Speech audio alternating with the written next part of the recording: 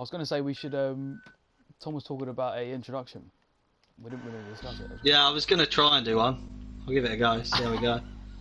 I think you interrupted Ryan's introduction to say you should do an introduction. Hey, Ryan, you should probably do an introduction. Yeah. Right, well, here you go. Week 2 of the Tom and Gerry podcast featuring Ryan. I like that. Yeah. Well, I think it'll. Yeah, it's fine. Oh, Gerry, fuck off, mate. Yeah, a bit of that. A bit more of that, please. Yeah. So what's been going on this week? I think what we didn't touch on last week, the first thing I wanted to get into, is what do we all think of Joe Rogan's decision to move to... Well, I guess that happened this week, didn't it? Joe Rogan's decision to move to Spotify. 10 million was it for? Yeah, can't argue with him. I mean, he's got millions being anyway. a podcast now ourselves, it's quite topical debate. What do you reckon, Joe? I don't know. I think it's good. I'm already on Spotify and it is free. So like, I get some people that aren't on it are panicking. But I'm on it. I'm not paying. So some of it somehow is free. Haven't you've got to have a Spotify premium account to listen to it without adverts? Yeah, that's right. right. Otherwise, there's adverts. So you can listen to it for free. He does adverts anyway.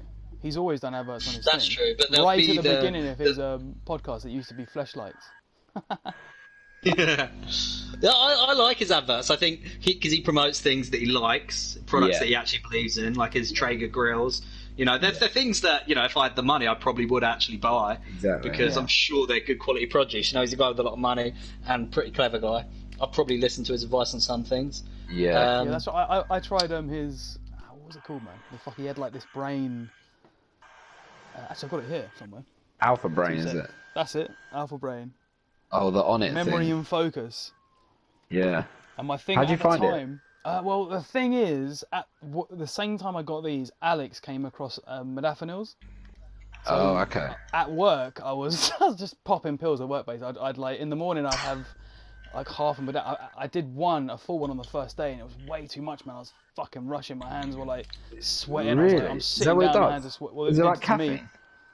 This is what it did to me. I don't think it is caffeine. No, but I mean, is it like caffeine? Like, too much caffeine. Yeah, I don't really drink that either, so that's it fucks me up as well if I have too much of that shit. But I used to have a brain thing in the afternoon, just because I don't know, man. After you've eaten your lunch, my interest in what's going on there, I just didn't give a fuck anymore. So it's just like it did sort of help. I suppose it did help my focus, I guess. But the problem is I was taking two things at the same time. So it's like I feel like you can't with those things. Yeah, you can't really tell unless you are working like really long days, and you notice that like every day your focus seems to drop off, or you can't be bothered around like the 6 o'clock mark in the afternoon, and then you start taking these things and you're like, nah, I can easily keep going. You don't really know, like if you're just doing nothing, do you know what I mean? Yeah, just doing fuck all anyway. Yeah. Because it could also be that placebo effect where it's like, oh, definitely, it's just fucking water inside. It's a pill with water inside, and he's like, it helps concentration, but you don't know, do you? Yeah, no. I think like when I was actually rushing, that was a bit of placebo effect because I said I had a whole one. I think I called Max or maybe Alex halfway through the day. He was like, I only do like quarters, and I was like, oh shit. And then I thought, Googling like, can you die from? So I think that sent me spiraling in a certain way. That's why I was just fucking just going mad at the table. But I was doing work quick. It just wasn't. Was anyone looking at you like, the fuck is wrong with the new guy? Fucking taking drugs at his desk. Smoke coming off the keyboard. He's walked in like shirt untucked, massive beard. You're like, then we got water. I got to take 4 more pills. Maybe just started. Fucking guy's crazy. Yeah, man. It was, yeah. I don't know if I'm really skeptical. I don't know if it's because I'm a bit like pessimistic, but I'm always really skeptical of anything that's not like 100% necessary. They're like, oh yeah, it does this. I'm like, well, fuck off then. I can obviously get by without it. I was fine without it. Yeah, I know what you mean. Well, I do agree with that, but I think during the whole quarantine, I've been taking vitamin supplements. but I'm kind of doing that because I'm not doing my everyday lifestyle. I'm not out in the sun as much. Vitamin D certainly is less. Yeah. Chock full of vitamin D, mate. It's very helpful, and also it keeps your immune system up. So it's pretty important right now. But yeah, I'm just reading a bit more here whilst you were chatting. So there's 100 million. It's a multi-year deal for 100 million. Joe Rogan signed, which is like $100 million, 82 million pounds. So I guess that is year on year. I mean, look, it's a smart move. It's a business decision. You can't really turn down that kind of money, of course. Yeah. For me, what my concern would be is that what does this mean for the world of free podcasts? Because podcast has been such an accessible market for so long. I think it's echo. Exactly. You know, like Ricky Gervais probably was one of the pioneers way back when in like early 2000s of making podcasts of the Ricky Gervais show. And the point was that was free. But it wasn't always free. Some of them, you know, you charge for, but the idea was it was based around a free market. Yeah. Now that I know it is free, it's on Spotify, and he's not charging for it. But you do have to subscribe to the service if you want to get basically the product that you had before. You have to subscribe to Spotify. Does this mean that Spotify are going to think, well, if this works for us, let's buy other successful podcasts do the almost same certainly thing? And others, others will follow. Exactly. As a business model, you'd be insane not to. Other podcasts that are of, you know, not Joe Rogan size, but other popular ones, they're going to be sort of saying, well, hang on, we can probably make a deal with Apple Music or Spotify themselves. And they're all split up over different apps and shit. Yeah. And then they can play...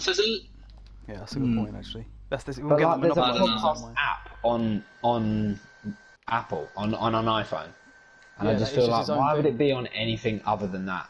Like, I get the video part, but obviously naturally, if you're doing a popular podcast and you've got a video, it's going on YouTube. That's just what everyone's always done. Actually, that's a good point. What's happening? Spotify's just sound, isn't it? It's just audio. YouTube.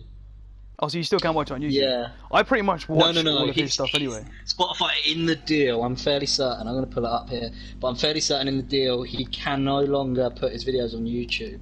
He was going to do clips, but not full episodes. So you'll watch a clip and it'll be like available on Spotify, like full episodes. Because he can make money on that, so... Yeah, I don't know. So I guess that makes sense. His own. If you're Spotify, you're not going to pay 100 million for him to then be able to make money on another platform anyway. Yeah, it's a bit I used to like the fact, like when it was his thing, it used to just sound like you were just sitting amongst like friends. Yeah, I mean, no matter who he had there, it was I watched a good video this morning actually of Russell Brand talking about this deal.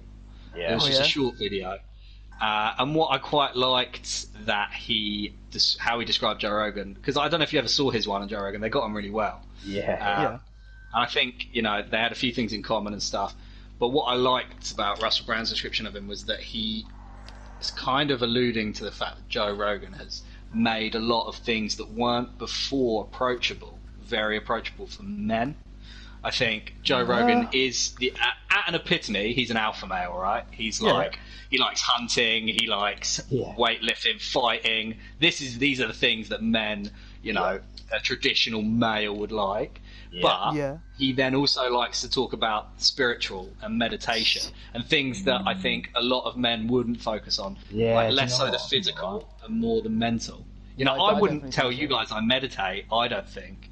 Like, I talk about it openly to anyone. Yeah. And I think part of that is to do with, you know, Joe Rogan. Like, he's a cool guy. He's an alpha male, as you would describe it. He's normalised it in that world. And yet he's made it very approachable, which is pretty great, I think. What I think it as well contributes to it is, like, he lives in, well, I don't know if he lives there, but like in LA, doesn't he? Does he live in LA? Yeah. He lives in LA. Yeah. So, like, that's like meant to be the fittest state. Do you know what I mean? That's like everything's fucking organic. And kale. Avocado, like all that shit. They love it. So, and like that yoga classes, all that shit. They all do it. And Joe says, like, he goes to a yoga class and he's like, there's some 80-year-old woman doing stretches, just doing it miles better than him and hitting spots. And it's just like the healthiest state in the world. And I think he's experiencing that and talking about it so much, and because his podcast is so popular, other people are hearing about it. And he's saying he's doing it. I think you're right. It's like other blokes like, yeah, it's not like a feminine thing to do to just go to a yoga class now or something. Do you know what I mean? Yeah. Which I don't think it has been for a while. No, I don't think so. But it's not the action. It's more the mentality of it, right? Yeah. So many guys would have been like. Yeah. Yeah, cool. But basically, he's comfortable, and it's taken. He's bearing in mind he's done a lot of his life. He had to fight a lot of, like Joey Diaz said, he has to kick the shit out of like 60 people so he can sit down and smoke a little weed and chill the fuck out. So he's like found himself now, as it were. He's quite comfortable in his own skin. So all these things that he's doing, he's fucking perfectly fine doing them. So other people who aren't so comfortable themselves or shit like that, do you know what I mean? Who would be hesitant to do things, would look at him and be like, shit, he does it. Yeah. Well, I don't know. It's going to be interesting to see how it develops. But another thing we mentioned before we started it about Lana Del Rey. I don't know anything about this really, but it's come up. Yeah. So, in response to accusations of racism, Star was accused of dragging other female artists into an argument with her critics. So basically, what it's saying here is she defended herself after being accused of racism in a long Instagram post this week. The singer claimed she had been branded as an anti-feminist despite singing about similar themes as other female artists such as Nicki Minaj and Beyonce. Yeah. So she said, "Don't ever call me racist." The singers I mentioned are my favourite singers, so if you want to try and make a bone to pick out of that, like you always do, be my guest. This is to her fans. I mean, she's gone on the offensive quite a lot. Yeah, I like that. If you want to say that has something to do with race, that's your opinion, but that's not what I'm saying. I mean, yeah, you know what? She's taking a fair stance on it. I mean, I don't know her, but I'm going to off the bat say I don't believe her to be a racist. Nah. I've never really... you feel like you'd have heard something before, right? I'll be honest. It still kind of doesn't make sense. She's like anti-feminist. What was anti-feminist? Yeah, I think... Yeah, I guess maybe what it's getting into... I was thinking about this, actually, when I was on a run earlier, was a lot of songs in popular music and films as well are still very heterosexual. So it'll be a guy singing about a girl. And the reason I thought about it is because I was listening to Good Charlotte and Girls Don't Like Boys, Girls Like Cars and Money. Oh, yeah. And I was like... and obviously the song's all about gender stereotypes, right? It's like guys will laugh at girls when they're not funny. And I was like, a part of me thought, okay, this is clearly a straight song sung by a straight male, written by a straight male. Would it have any controversies or today? No, it probably wouldn't, I don't think, because it does happen right now in the market. So exactly, she's a bit stuck. Because she is, to what I know, I haven't searched it, but she is a straight female. Yeah. And she probably sings about being in love with guys. And because that's a popular thing to sing about, I guess. It's a very common trope of music writing. And maybe feminists have got annoyed that songs haven't changed, and for some reason they've decided to angle that at her. So many out there, though, them sort of songs. I feel like I wouldn't even... put those people that are complaining, like, before, those people wouldn't exist if we didn't have Twitter. Like, we wouldn't know about this sort of controversy because you know for a fact it's just on Twitter. Maybe Reddit, I don't know, but it's probably just on Twitter. And Twitter is just, obviously, like we know, just giving voices to fucking idiots. So yeah, exactly. I feel like Sam Smith has a song where he sings about fucking, I don't know, kissing blokes or something. I can't remember. Which is great to see. I do like the idea that the market changes with what's going on in society. I also love the idea of like some homophobe in his car listening to like getting annoyed and switching the radio off. No more. Not in this car. His kids in the back like, no, Dad, we like it. Like, no, not in that shit. Fucking 100%. Silence. So you laugh. My dad definitely that guy. Yeah. or like, even worse, he's singing along to it and he realises the lyrics. I'm in I've been cheated. Oh, hang on. What's this? Yeah, You're right though, Tom. You're right about Spotify giving a voice to idiots, but I think not Spotify, sorry, Twitter. Yeah. It does swing both ways at the same time. It's like it also gives a voice to. It's also a really good platform to clear things up. Because otherwise, the media that we know to be newspaper, tabloids, and news channels would be the only form that we hear. So all of a sudden, when you hear something ridiculous on the news, you don't treat it as ridiculous because it's the only thing you heard on the subject.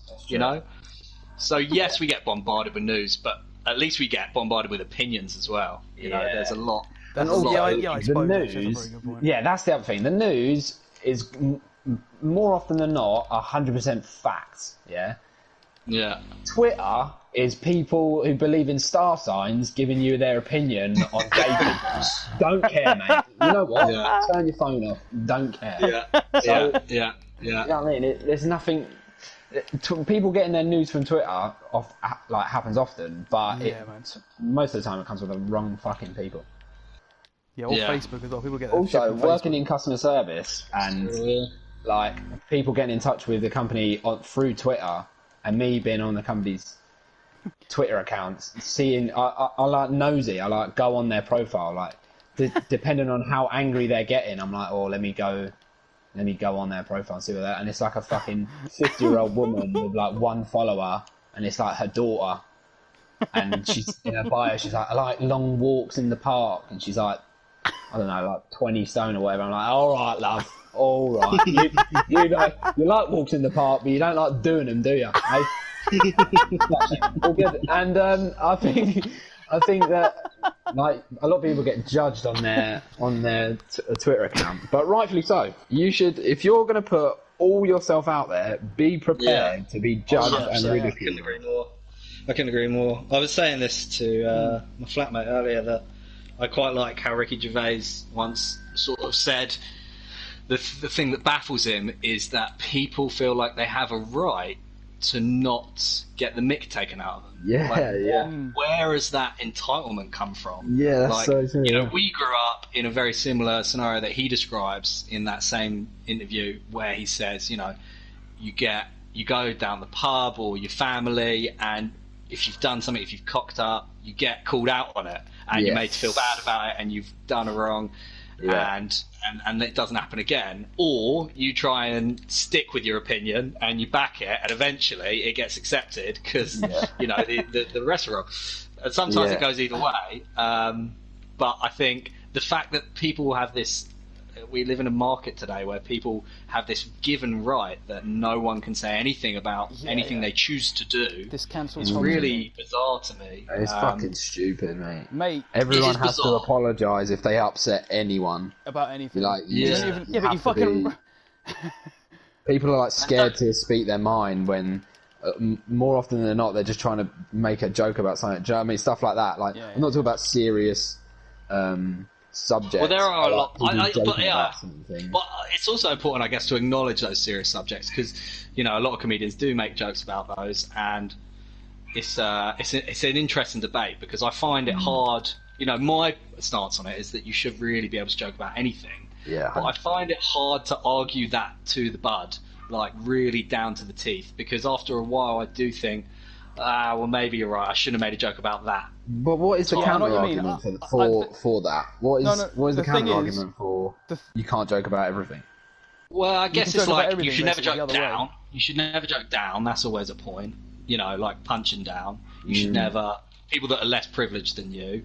You shouldn't really make them feel bad. But that's the thing, making people feel bad for taking the piss is normally taking someone down. It isn't their fault. No, but what if you can joke down? What if you're a millionaire and you're taking the piss out of how poor I am, but I find that hilarious?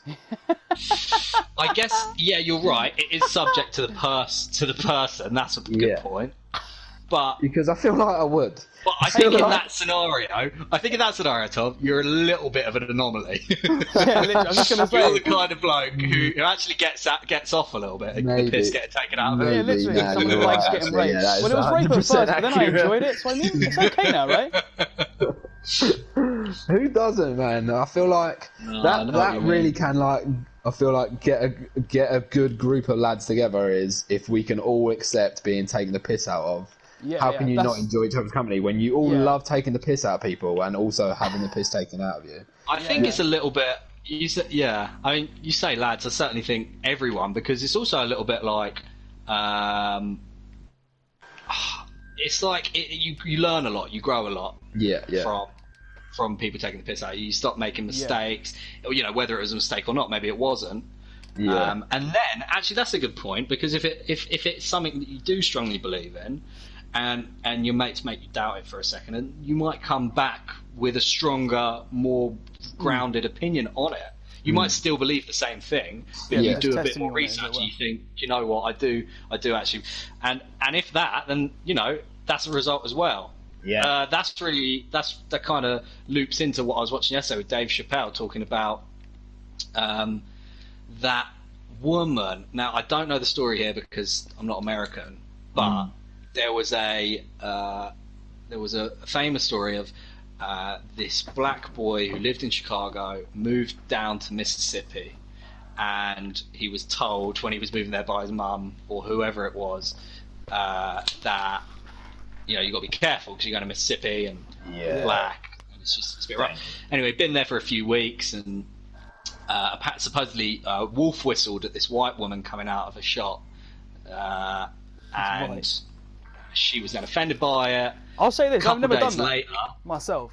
Being a builder and everything, you'd think I would have, but I've genuinely never done it. I will be honest; it is a very, it's very misogynistic. It's beyond something I would naturally do. I think if I was ever to do it, it would be in a totally ironic case scenario. Or drunk. To take the piss.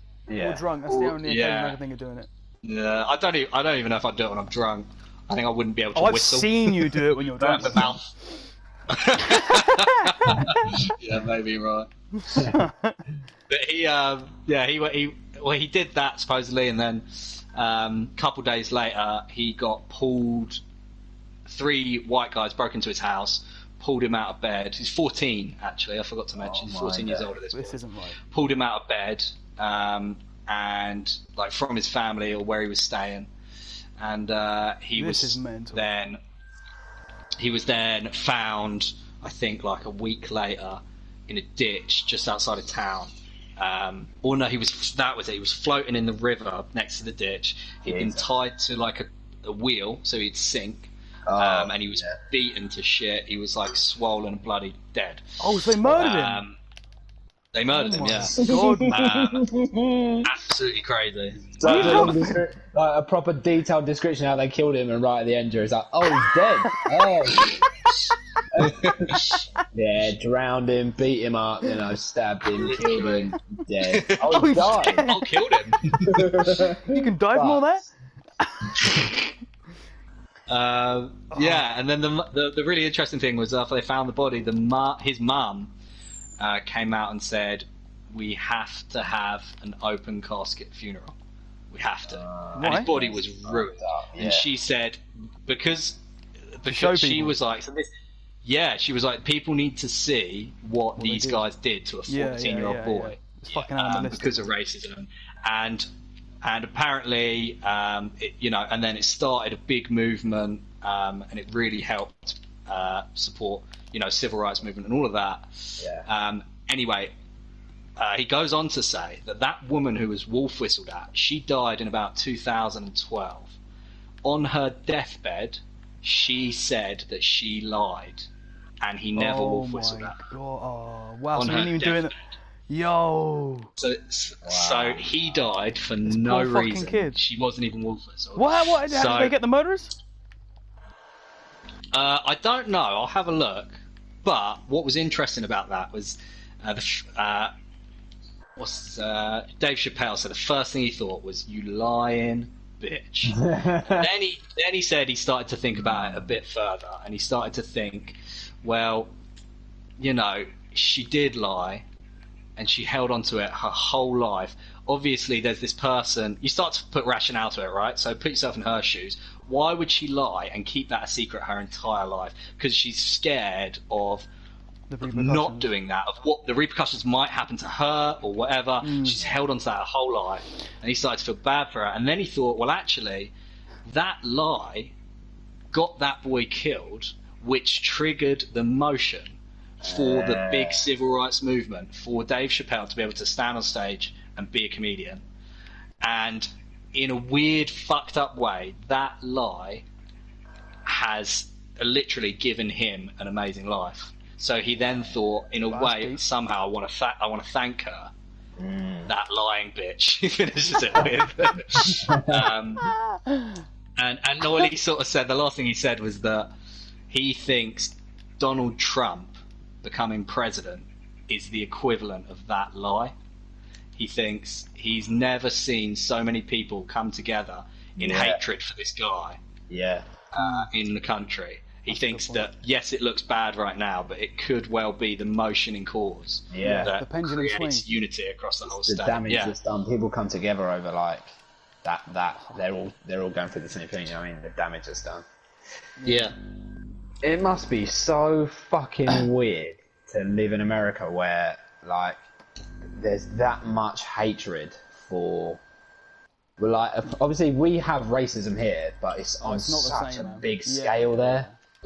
Currently, I think it's at an all-time high with the president and and it just doesn't make sense to me that people that are like that. But it just must be so fucking weird. Do you know what I mean? Like you could be a black guy, a black American, and people tell you there's certain places in your country you can't go.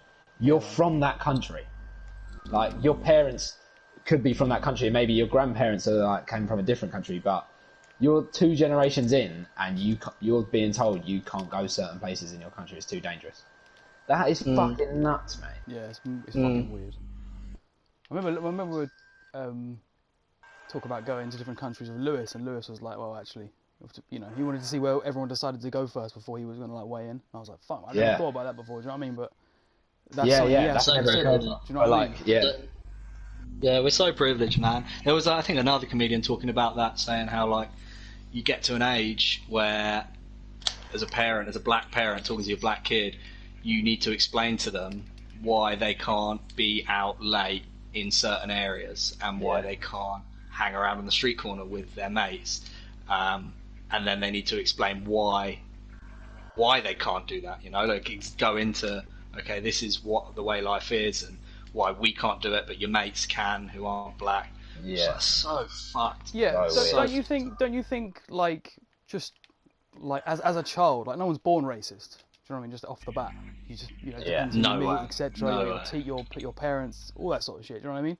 All factors into creating a racist or not. You're conditioned. Yeah, definitely. Yeah. So I was thinking as well, like I don't know. My philosophy is eventually it will be okay.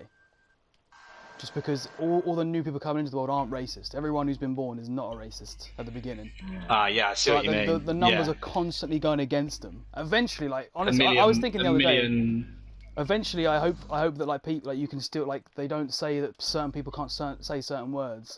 Well, I understand why the N word is still like why people can't say it, etc. Still makes sense. But I hope one day eventually that's not a thing and you can say it and it's a fucking joke. Yeah, I guess the trouble is, so long as like the human race is what we are and we're primitive, and so long as we even look slightly different, which every single person does. I don't mean race. I even mean like this guy's got big ears. But so long as that is the case, there's going to be some prejudice, like always. It's just but no way. The difference is like the scale of it. So like the fact that we like we said earlier, we like ripping each other. And we'll do that because of our differences or whatever. Do you know what I mean? Like everyone says Fraser's got a big head or whatever the fuck, and that's everyone's designed differently. Big head. But that's like, but it's made in fun. And although like someone looking in may be like that's quite negative, and we're hurting Fraser's feelings, really it's done out of love, and he'll come back with something else, and it kind of makes him stronger anyway. And when someone else says that and they're trying to hurt him, he's already heard it. It doesn't mean shit to him anymore. Do you know what I mean?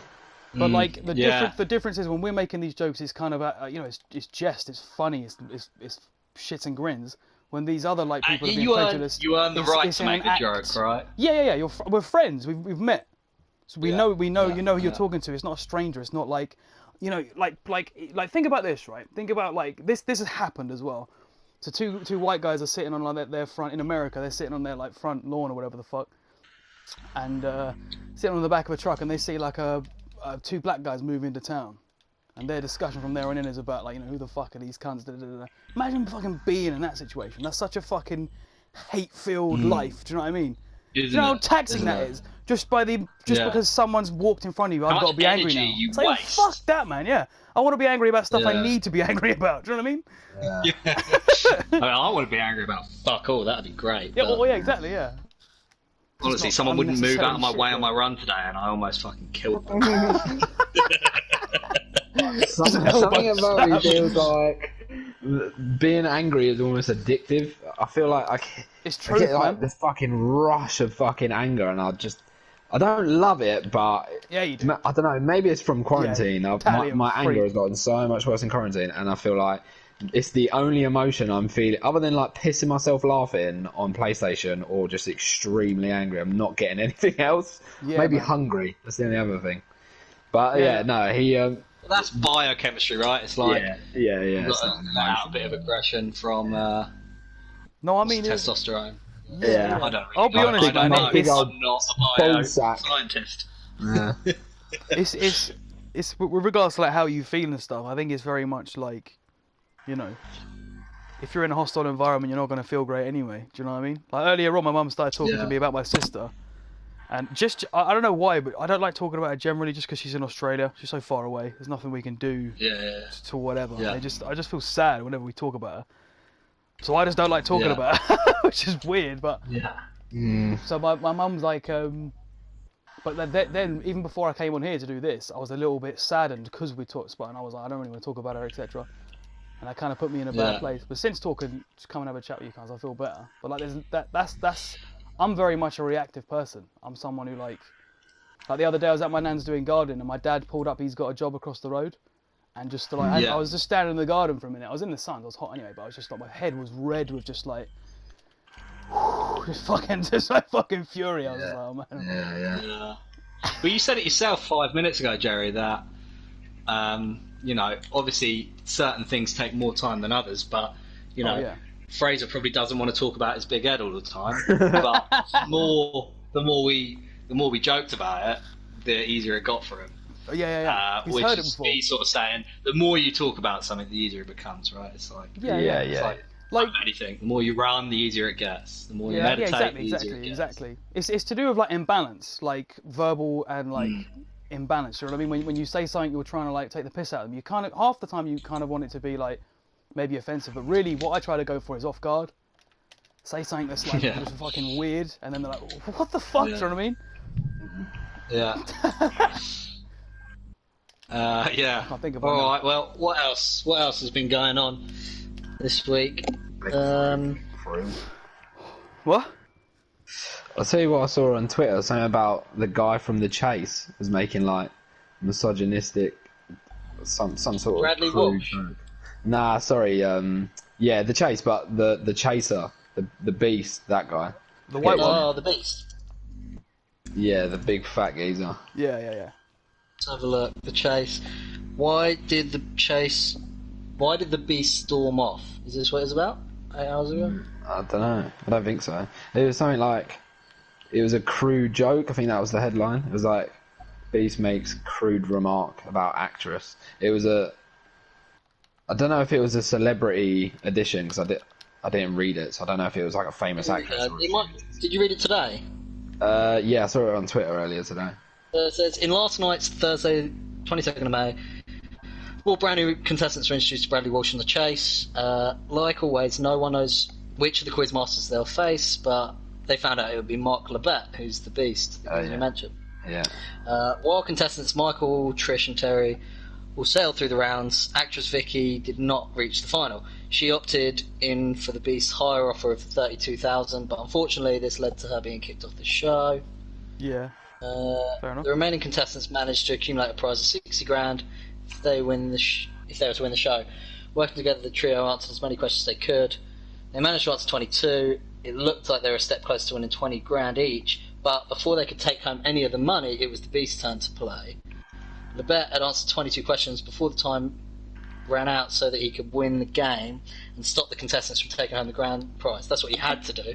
Yeah. The next part of the game was tense, with Lebet answering many of the questions correctly and quickly. However, the Beast started making a few mistakes, much to his frustration, as the trio were able to push him back. Blah blah.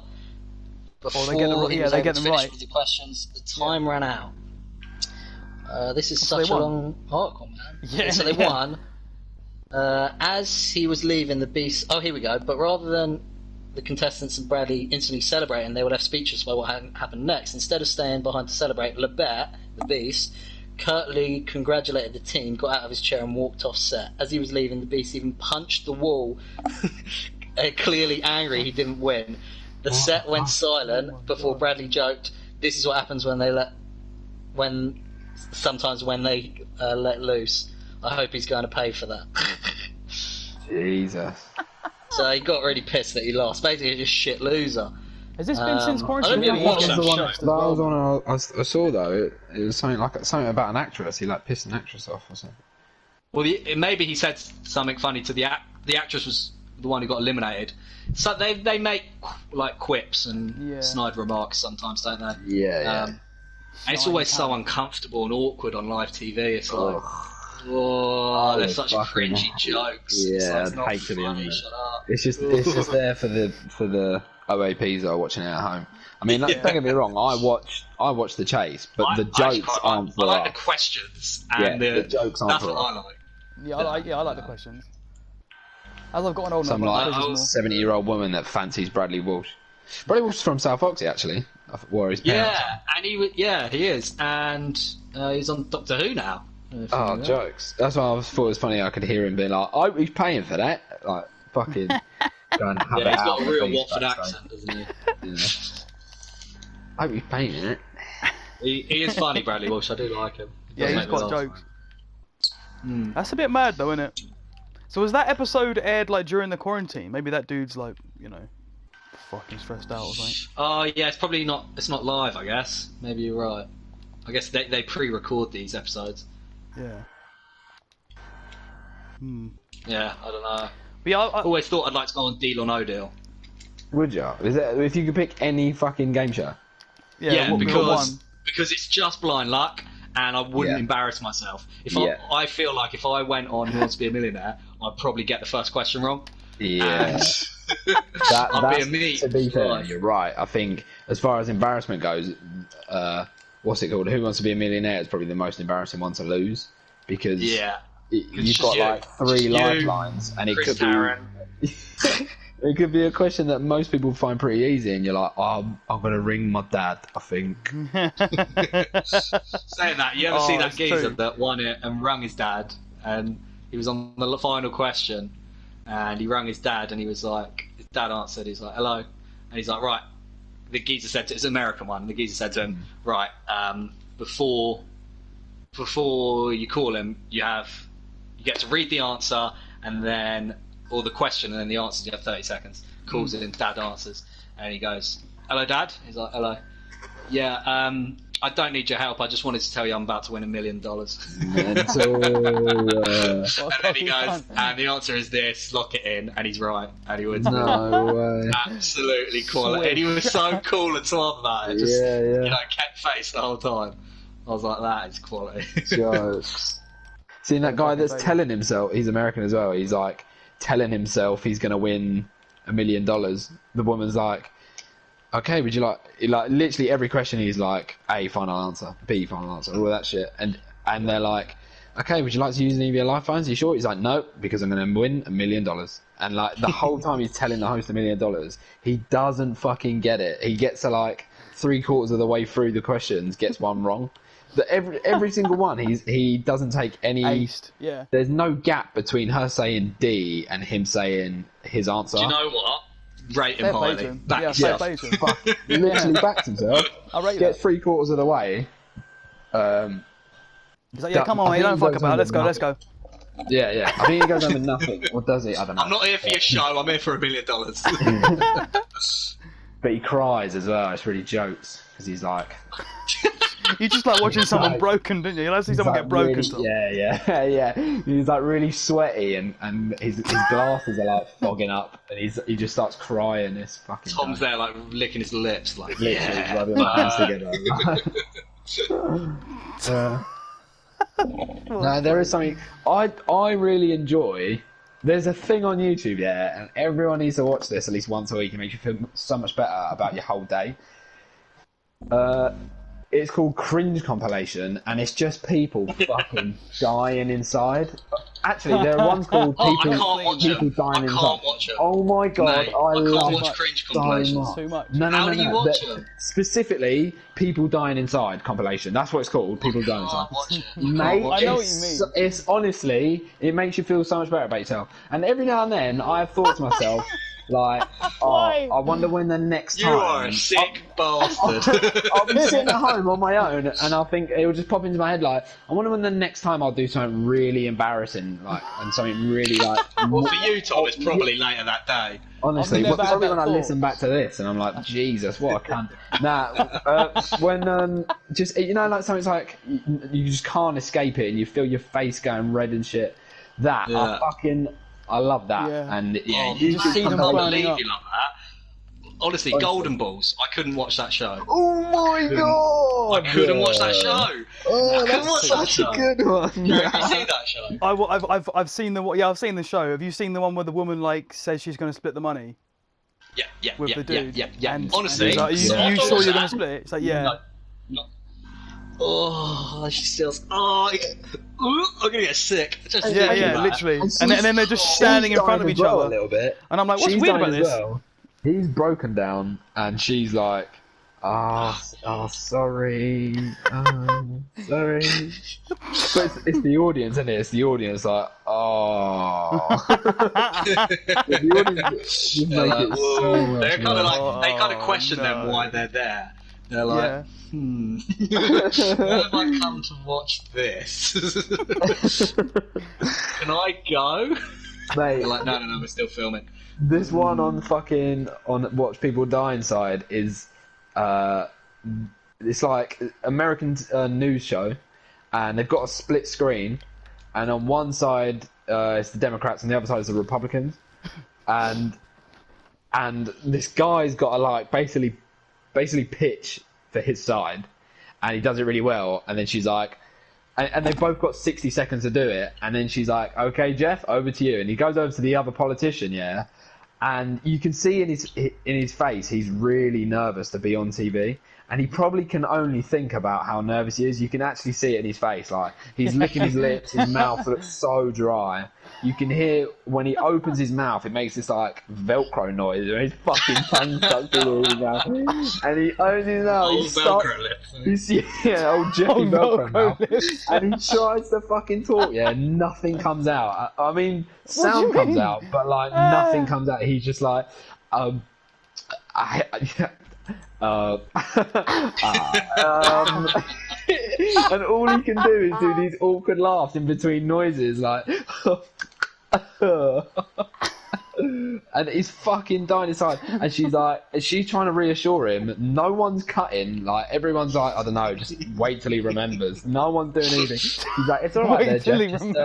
Just take your time to compose yourself. And he's like, okay, thank you. And he goes to speak again, and he just can't, and they just scrap it. They're like, all right, well, never mind. Moving on to it. And literally, he's just sitting there, and he looks so disappointed in himself when he, when she's like, okay, like, forget it, basically. And by the end of the video, I had a semi. I swear to God, I was sitting there. By the end of it, I enjoyed it so much. Oh, you are honestly sadistic. Yeah. No, it's thoroughly enjoyable. I hope by the time that we've like hacked this podcast that you've gone wrong in your mind tank. Clips of what we're talking about. Everyone needs to watch this fucking video. It's so good. I mean, look, I can pretty much guarantee you there's not a day in my life I'll watch that video. I'm sorry. Really? No, I will, man. I will. No. Do you know what, man? I'm not quite like Tom. Tom obviously is fucking writhing in someone else, just fucking crumpling under the pressure of a situation. I'm not quite like that, but what I do like, I'll say this: those videos, I've seen some of them, like compilations on YouTube. I love the ones that are like, it's just. I don't know, they're just normal situations, they're not like, fucking, we forgot what I was going to say. Good old alpha brain, eh? Get your nails back on them, Jez. Alpha brain, man. Get your fucking refund. Just eroding my fucking mind. Got the Velcro lips, have you, Jez?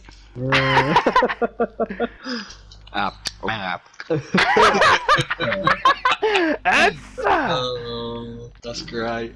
Yeah, no, I've seen them. I don't. Just gonna move on, are we? Yeah, I can't remember what the fuck I was gonna say. Apart, I do have something I wrote down earlier because I couldn't get a word in because you two cunts wouldn't shut up. So.